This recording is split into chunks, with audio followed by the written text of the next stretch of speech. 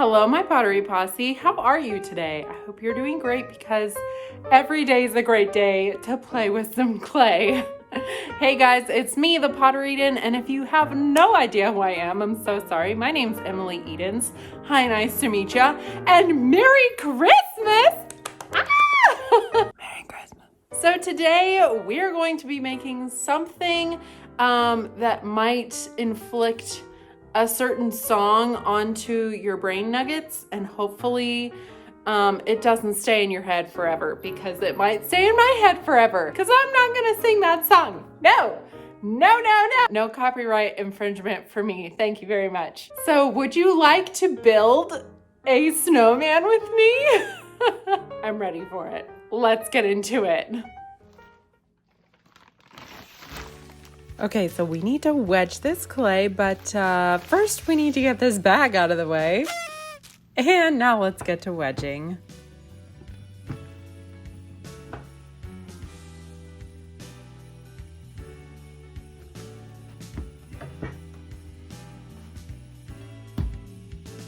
Now go ahead and divide your clay into 3 pieces, one medium, one small, and one very large.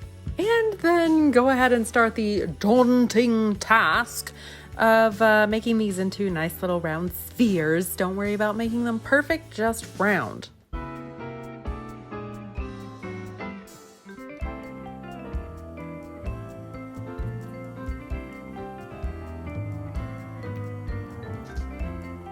Okay, now that we have all 3 of our balls here, we are going to make our pinch pots.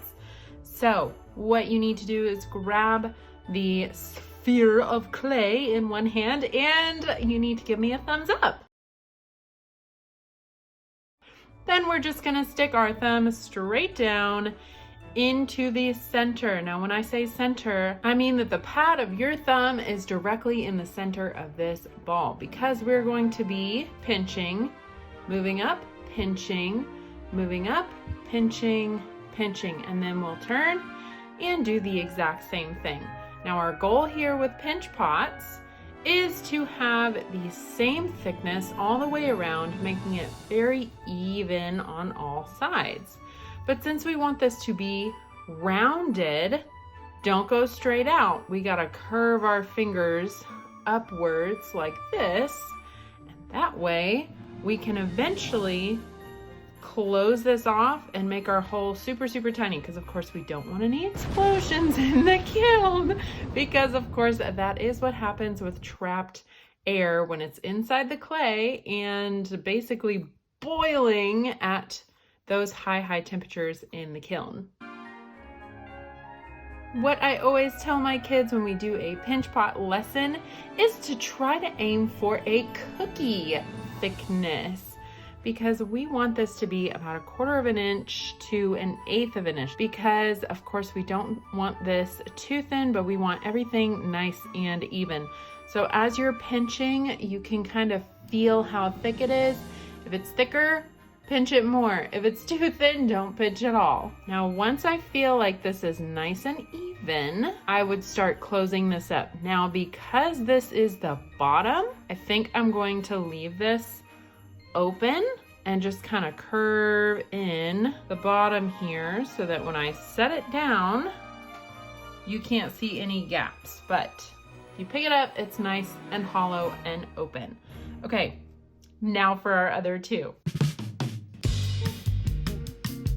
Now to close this one off, because I am wanting this to be a lot more round, all I'm doing really is delicately pushing in all of these little edges, and then what I'll do is kind of hold my finger under and start smoothing it over where it starts to kind of fold in on itself, and then I will continue doing that until it's all closed up. Although I think I want to leave this open so that I don't have to poke another hole.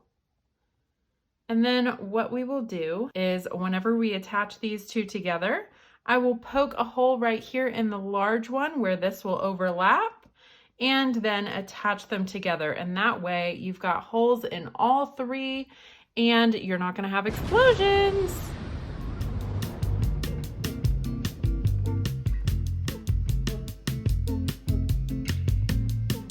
Okay, I have all three and I am going to grab my scoring tool and I'm just gonna score the bottom of each spot, and then I will decide where exactly I will be attaching. Okay, now what I like to do to get my perfect attachment placement is to actually grab my bucket of water and wet my score marks, and then I will place it and take it right back off. So I'm going to decide where I think this looks best, where the top is, which is about there. And then I have exactly a thumbprint of where I need to make my hole and score marks. Now for cutting a hole, you can either use a hole maker just like this one, or you can just use a knife tool or a pin tool to poke and carve out that hole. This is very simple to use, so I'm just going to use this guy. And your hole does not have to be very big at all.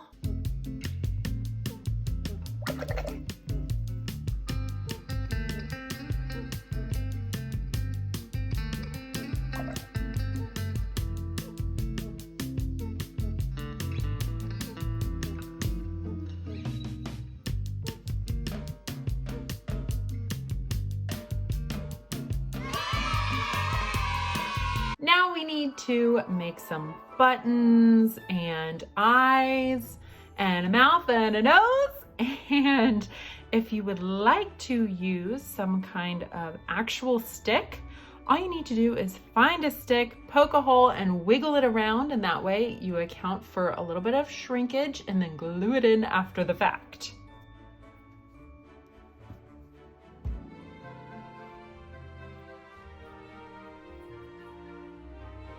I'm Matthew McConaughey.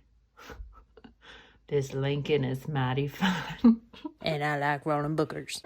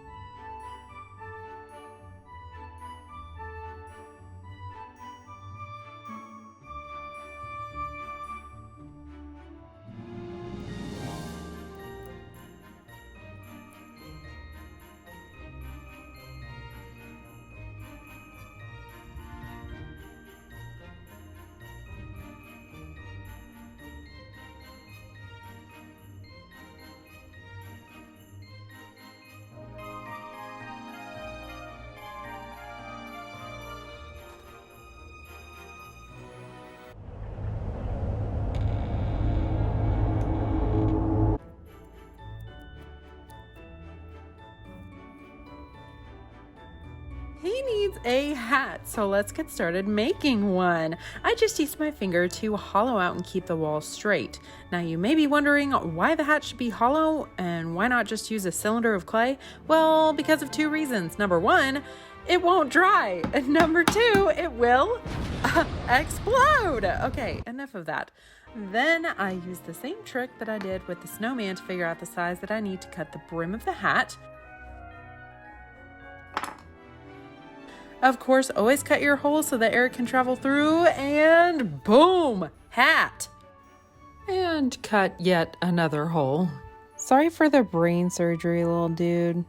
I kind of never closed you up. Kind of feel bad about that. Oh well.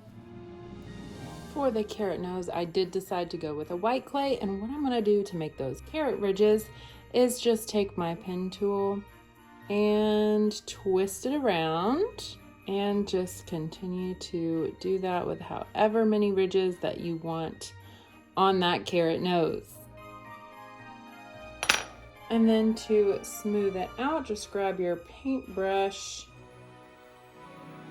and give it a once over. And then we're going to let this water just sit and dry up a little bit before we actually put this guy on our snowman.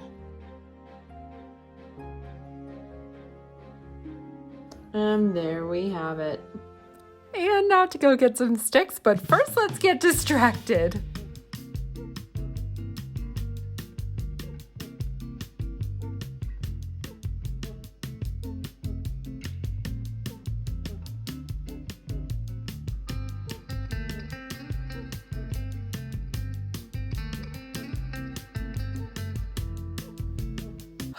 Okay, I'm back to picking up sticks. Now to see which are good and which are bad. Nope. Nope. No. Maybe. Oh my gosh, it's a cane! It's a cane! Okay, he's waving and he's got a little stick cane. This is so cute. Okay, like I said, wiggle this around and make that divot bigger so that after it shrinks in the firing, it'll still fit. Now to paint his nose and buttons and hat.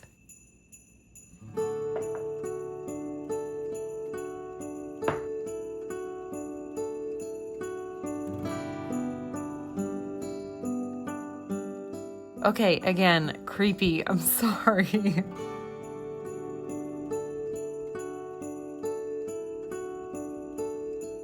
So to give this guy just a little bit more texture and to make him a little bit more frosty, let's say, I am going to just dot on some glaze in a very random pattern here. And it's going to give him a little bit more of that icy look.